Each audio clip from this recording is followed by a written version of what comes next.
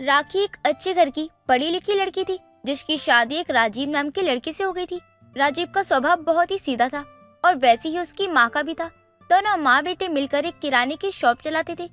एक दिन राजीव किसी काम से बाहर गया होता है और उसकी माँ ममता दुकान पर बैठी होती है कि तभी वहाँ उसकी पड़ोसन कमला का आना होता है। मुझे तुझसे कुछ बात करनी है। मुझे तुझसे एक मदद चाहिए। क्या तू मेरी मदद करेगी? देख कमला, तू मेरी सबसे अच्छी सहेली है और मेरी पड़ोसन भी। मुझसे जो भी बन पड़ेगा वो मैं तेरे लिए जरूर करूँगी। मैं जानती हूँ ममता, तू मेरी मदद से कभी पीछे नहीं हटेगी, लेकिन फिर भी एक बार पूछना तो बनता है ना। अच्छा ठीक है, अब तू इन बातों को इधर उधर घुमाना बंद कर और ठीक से बता कि तू यहाँ पर किस काम के लिए आई है।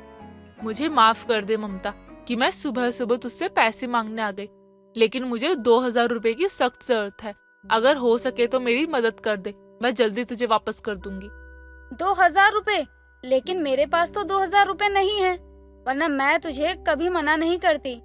तू ये कैसी बातें कर रही है ममता?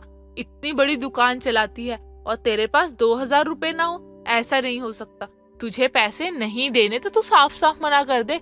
मैं तुझसे जबरदस्ती थोड़ी ना छीन के ले जाऊंगी। मैं सच कह रही हूँ कमला, मेरे पास 1 रुपए भी नहीं है। जो भी पैसे हैं वो दुकान में हैं।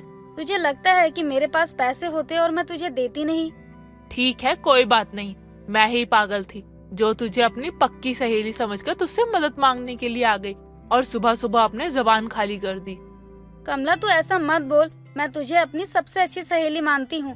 अगर तू मुझे ऐसे बोलेगी तो मुझे बिल्कुल भी अच्छा नहीं लगेगा। वो तो मैंने देख ही लिया कि तू मुझे कितना अपना मानती है और कितना पराया। चल ठीक है, कोई बात नहीं, मैं चलती हूँ किसी और से मदद मांगने। कोई तो होगा जो मेरी मदद करने के लिए तैयार हो जाए। कमला इतना कहकर उदास होकर वहाँ से जाने लगती है और ये चीज ममता को बिल्कुल भी अच्छी नहीं लगती। बहुत सोच समझने के बाद कमला को रोक लेती है वो। देख कमला, तू मेरी सबसे अच्छी सहेली है, इसीलिए आज मैं इतना बड़ा काम करने जा रही हूँ, वरना मैं अपने बेटे से पूछे बिना कभी दुकान से 1 रुपए नहीं निकालती हूँ। ममता, ये सब तू मुझे क्यों बता रही है? मुझे देर हो रही है, मुझे जाने दे। ये ले तू 2000 रुपए और अब जब तेरा मन करेगा तू तब वापस कर दियो। लेकिन हाँ, बस इतना याद रखियो कि उस समय मेरा बेटा ना हो, वरना वो मुझे बहुत गुस्सा करेगा। हाँ हाँ ठीक है, मैं याद रखूंगी। मैं तुझे बता नहीं सकती ममता कि मैं कितनी खुश हूँ। तूने मेरी बहुत बड़ी मुसीबत हल कर दी। मैं जल्दी ही तेरे पैसे वापस कर दूंगी। कमला इतना कहकर अपने पैसे लेकर वहाँ से चली जाती है। कमला और ममता की सारी बातें ममता की बहू राखी, जो कि दुकान की तरफ आ रही थी, छुप के सारी सुन लेती है और अपने मन में सोचती है, ये कमला आंटी तो माँ जी के पीछे ही पड़ गई हैं। आए दिन जब देखो माँ जी से पैसे लेती रहती हैं। इनका कुछ ना कुछ तो करना ही पड़ेगा। मेरी सीधी माँ जी का कमला आंटी कुछ ज्यादा ही फायदा उठा रही हैं। राखी इतना कहकर दुकान के अंदर जाती है और अपनी सास ममता से बोलती है, माँ जी, ये कमला आंटी सुबह सुबह हमारी दुकान पर क्या करने आई थी? जाते हुए मैंने उनके हाथों में कोई सामान भी नहीं देखा। कुछ नहीं बहू, वो तो बस ऐसे टहलने निकली थी और मुझे दुकान पर देखकर वो यहाँ खड़ी होकर मुझसे बातें करने लगी। लेकिन तू ऐसे सवाल क्यों पूछ रही है? तू तो दुकान पर नहीं थी ना। तुझे कैसे पता कि कमला दुकान पर आई थी? माँ जी, मुझे सब पता है। मैंने उन्हें खुद अपनी दुकान से जाते हुए देखा है। आप थोड़ा ना इन सब से बचकर रहा कीजिए, ये बहुत चालाक हैं। अच्छा ठीक है, अब तू मुझे दुनियादारी का ज्ञान मत दे। जल्दी से बता कि चाय नाश्ता तैयार हुआ या नहीं। हाँ माँ जी, तैयार हो गया है। मैंने आपका चाय नाश्ता निकाल कर टेबल पर भी रख दिया है। जब तक मैं दुकान पर बैठती हूँ, आप जाकर नाश्ता कर लीजिए। अपनी बहू की बातों को सुनकर ममता वहाँ से चली जाती है। दिन यूं ही बीतते हैं और आए दिन कमला किसी न किसी काम से ममता से पैसे ले लिया करती थी और उसके सीधेपन और थोड़ी सी भूलने वाली आदत के चलते उसे वापस भी नहीं करती थी। उसकी इस बात को राखी अच्छे से समझ गई थी, जिसके बाद उसने धीरे धीरे घर से लेकर दुकान तक की सारी भागदौड़ अपने हाथ में ले ली थी। ये सारी चीजें ममता को बिल्कुल भी अच्छी नहीं लगी थी। तभी एक दिन वो अपने बेटे के पास गई और बोली, बेटा, मुझे बहू के लक्षण कुछ ठीक नहीं लगते हैं। ऐसा लगता है कि वो तो दुकान और घर दोनों पर कब्जा करने के लिए ही आई है।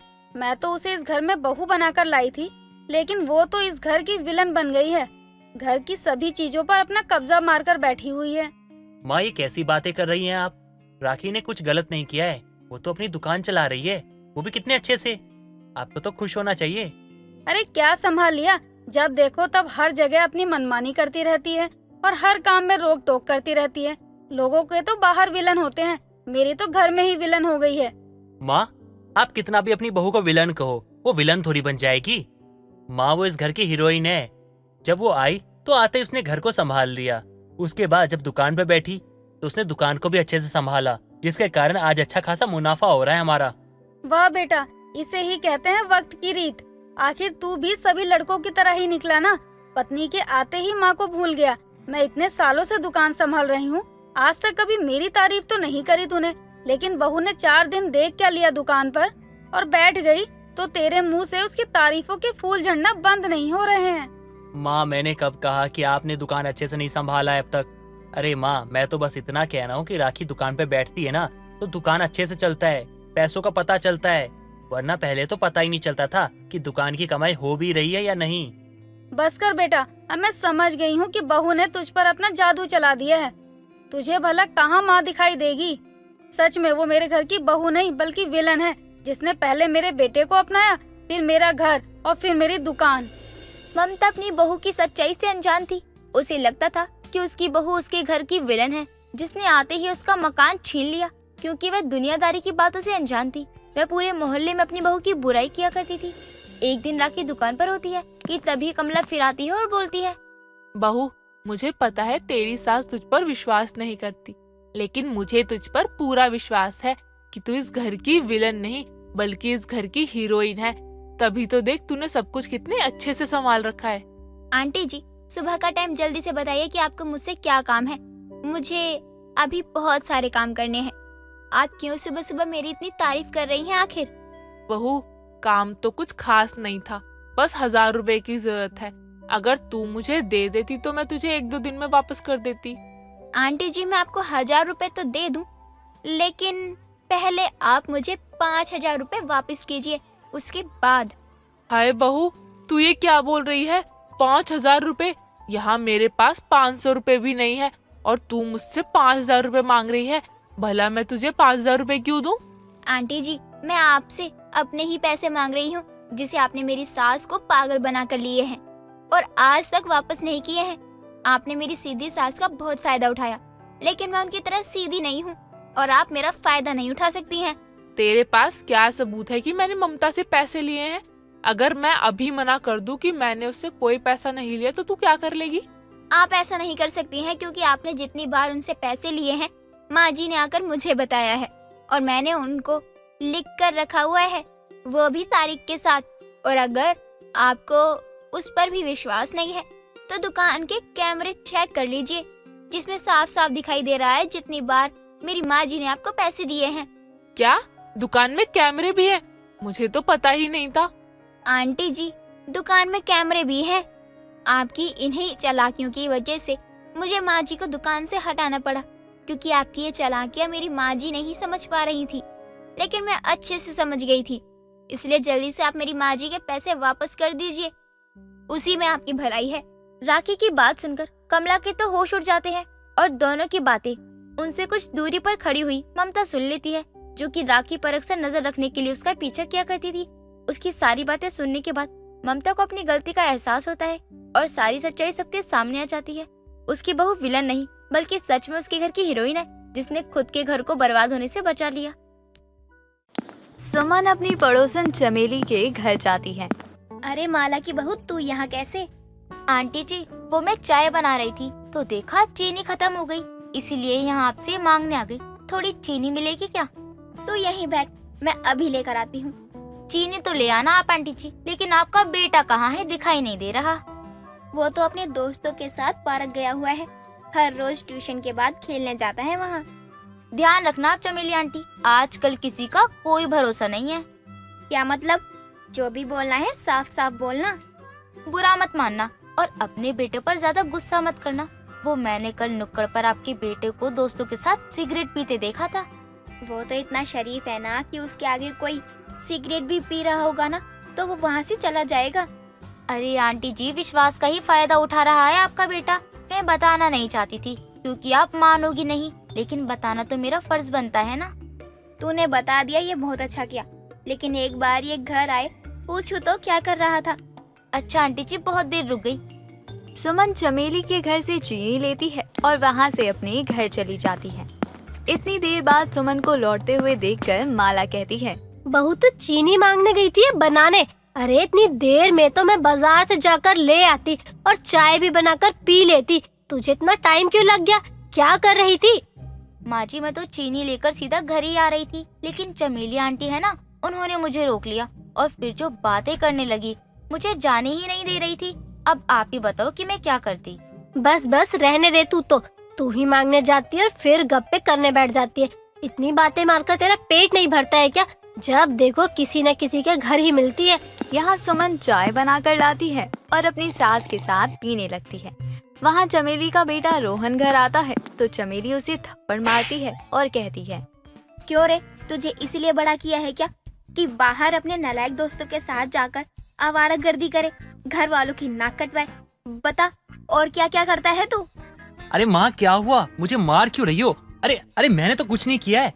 कुछ नहीं किया तो सिगरेट क्या तेरा बाप पीता है? तू अपना बैग चेक करवा, उसमें ही रखता है ना तू।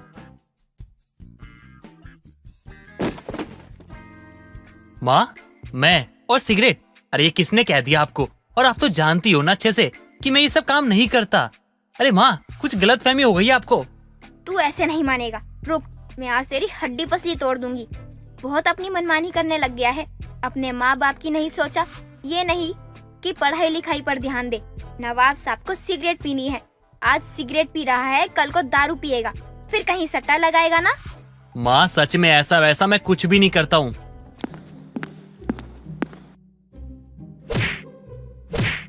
बोल, अब भी सिगरेट नहीं पीता?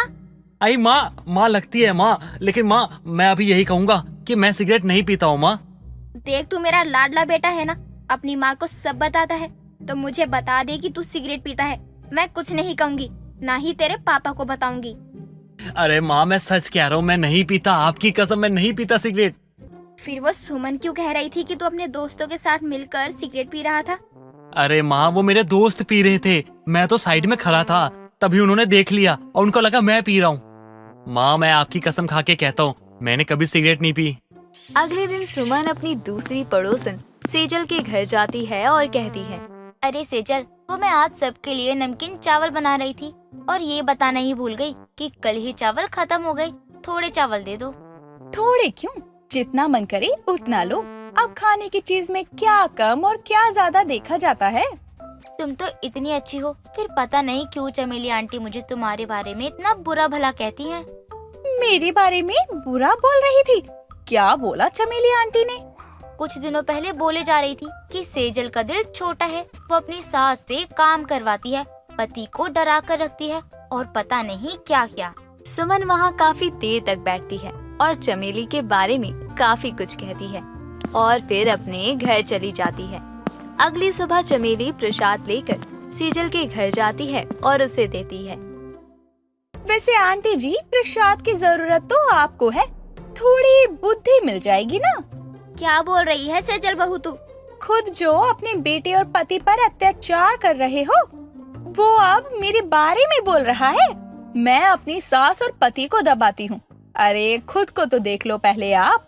मैं कुछ बोल नहीं रही हूँ सेजल, इसका मतलब ये नहीं कि तू कुछ भी बोलती रहे और मैं चुपचाप सुनती रहूँ।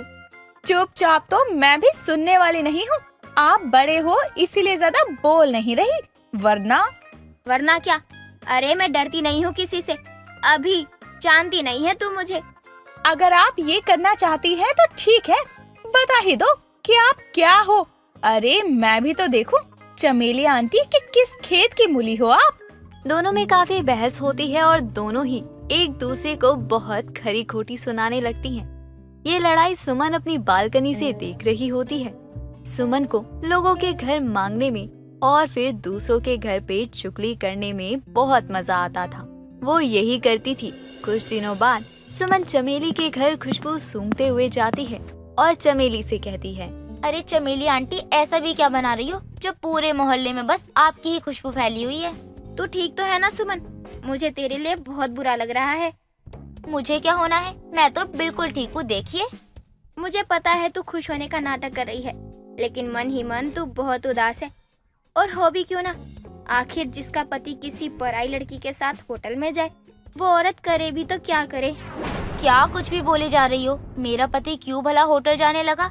आप ना आग मत लगाओ, मुझे पता है कि आप झूठ बोल रही हो। अरे मैं क्यों झूठ बोलूंगी, ये सच है। तुम्हारा पति एक लड़की के साथ होटल गया था, मैं तो वही बता रही हूँ। रहने दो, ये सब बकवास मुझसे मत करना, झूठ है ये सब, मुझे पता है। सुमन को चमेली की बातें सुनकर बहुत गुस्सा आता है और वो वहाँ से उठकर चली जाती है। दिन में ही सुमन अपना फोन लेकर सेजल के घर जाती है और कहती है, मैंने सुना है तुमने वाईफाई लगवाया है, जरा पासवर्ड देना। वैसे सही है, तुम खुद को दूसरी चीजों में उलझा रही हो। कम से कम दुख तो नहीं होगा ना इससे ज्यादा।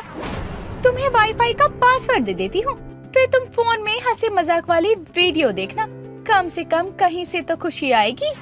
मैं तो पहले से ही इतनी खुश हूँ, मुझे अब और कौन सी खुशी चाहिए? अरे तुम मुझे अपनी सहेली ही समझो। देखो मैं जानती हूँ तुम्हारा पति किसी और औरत के साथ होटल जाता है और ये सब बिल्कुल ठीक नहीं है, लेकिन तुम्हें अपना दुख छुपाने की जरूरत नहीं है मुझसे। किसने कहा ये सब? अरे पूरा मोहल्ला जानता है ये बात तो। देखा भी था तुम्हारे पति को होटल में एक लड़की के साथ जाते हुए। सुमन को पड़ोसियों की बात सुनकर बहुत गुस्सा आता है और वो घर जाकर अपने कपड़े पैक करने लग जाती है। कुछ देर बाद सुमन का पति मोहन आता है। मोहन को देखकर गुस्से में चिल्लाती है और कहती है, आ गई गुलछर्रे उड़ाकर। आप किसके साथ होटल घूम रहे हो? शर्म आती है या नहीं? घर में पत्नी बैठी है और किसी लड़की के साथ होटल जा रहे हो आप? ये क्या बोल रही हो? कौन सा होटल, कौन सी लड़की? ज्यादा ना चालाक बनने की कोशिश मत करो, मुझे ना सब पता चल गया है। होटल में घूम रहे हो ना, खुद बता दो, वरना ऐसा कलेश करूंगी कि कहीं मुंह दिखाने लायक नहीं रहोगे। मुझे आस पड़ोस के लोग भी यही बता रहे हैं। वो तो मजाक बना रहे हैं कि मेरा पति किसी होटल गया था लड़की के साथ। अब मैं समझा। अरे वो हमारी छुटकी है ना, उसका इंटरव्यू था होटल मैनेजमेंट का, तो वहीं लेकर गया था और उसे उस दिन वो रमेश जी ने भी देखा था, पड़ोस वाले। अच्छा, अब समझा। मैं छुटकी को इंटरव्यू के लिए होटल लेकर गया था और लोगों ने गलत सोचा और तुम भी उनकी बातों में आ गई। नहीं ऐसा नहीं, वो तो मैं क्या? अरे किसी की बात पर इतना भरोसा कर लिया तुमने? आप सही कह रहे हो, वो गलती मेरी ही है। लोग तो मजे ले रहे थे हमारा झगड़ा करवाकर और मैं उनकी बातों में आ गई। सुमन की गलतफहमी दूर हो जाती है और वो अपने पति से माफी मांगती है। अगली सुबह सुमन फिर से चमेली के घर जाती है। खुद से बात करते हुए कहती है, नहीं सुमन, तू बहुत गलत करती है। कल लोगों की बातों में आकर तू अपना ही घर तोड़ने चली थी। सुमन चमेली का दरवाजा खटखटाती है। थोड़ी दही चाहिए। अभी लाती हूँ। सब ठीक है ना? हाँ सब ठीक है। सुमन चमेली से दही लेती और वहाँ से चली जाती है, जिसके बाद सुमन फिर कभी मांगने के बहाने जाकर चुगली नहीं करती। पुष्पा ने अपने बेटे राजीव की शादी कुछ ही समय पहले की थी, लेकिन इन दोनों में पुष्पा की बहू रजनी को ऐसा महसूस होने लगा था कि वो अपने ससुराल में नहीं किसी जेल में है। एक रोज पुष्पा के घर उसकी पड़ोसन का आना होता है और पुष्पा की बहू रजनी बिना घूंघट के चाय लेकर आती है। बहू, तुझे कितनी बार समझाया है, सर से पल्लू सरकने मत दिया कर, लेकिन तुझे खुद की इज्जत संस्कारों का ख्याल तो रहता नहीं, लेकिन अपने साथ मेरे परिवार की भी नाक कटवाने पर लगी है। माँ जी, मेरा घूंघट में दम घुटता है और मैं ठीक से चल भी नहीं पाती हूँ, और आप तो जानती हैं कि मैं कितनी बार गिरी हूँ इस घूंघट के चलने के चक्कर में। अरे पुष्पा, तू इसे इतना क्यों सुना रही है? भला घर में अभी कौन सा इसका जेठ या ससुर बैठा है? हम दोनों ही तो हैं। तू नहीं जानती? अगर इसे सबके सामने घूंघट करने की आदत नहीं रही तो ये घूंघट में रहेगी भी नहीं।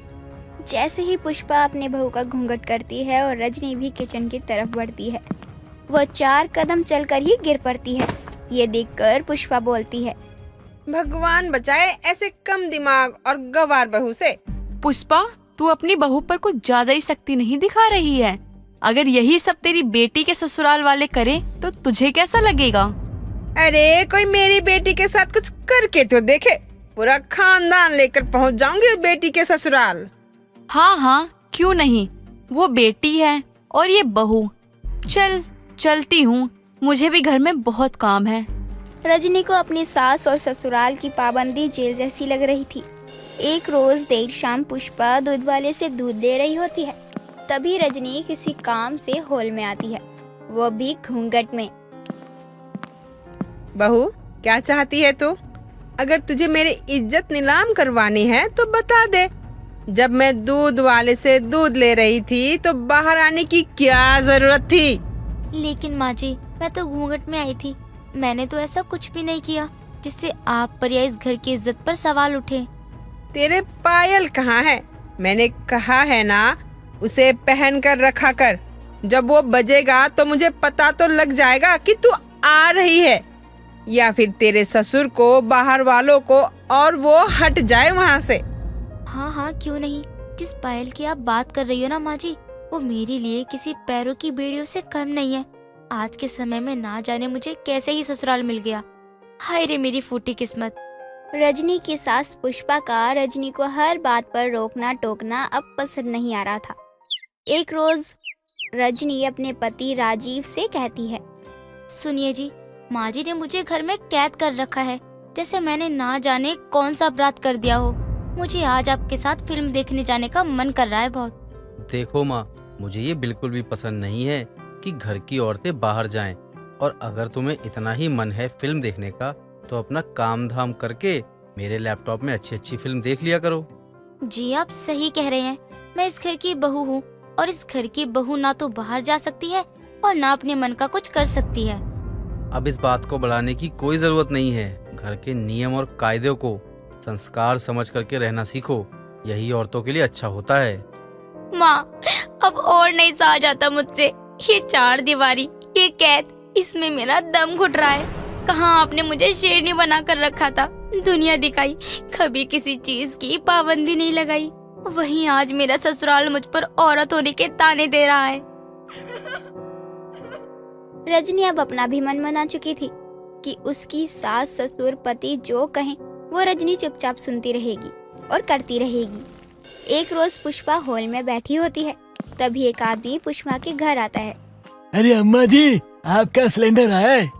सिलेंडर तो पिछले ही सप्ताह मंगवाया है।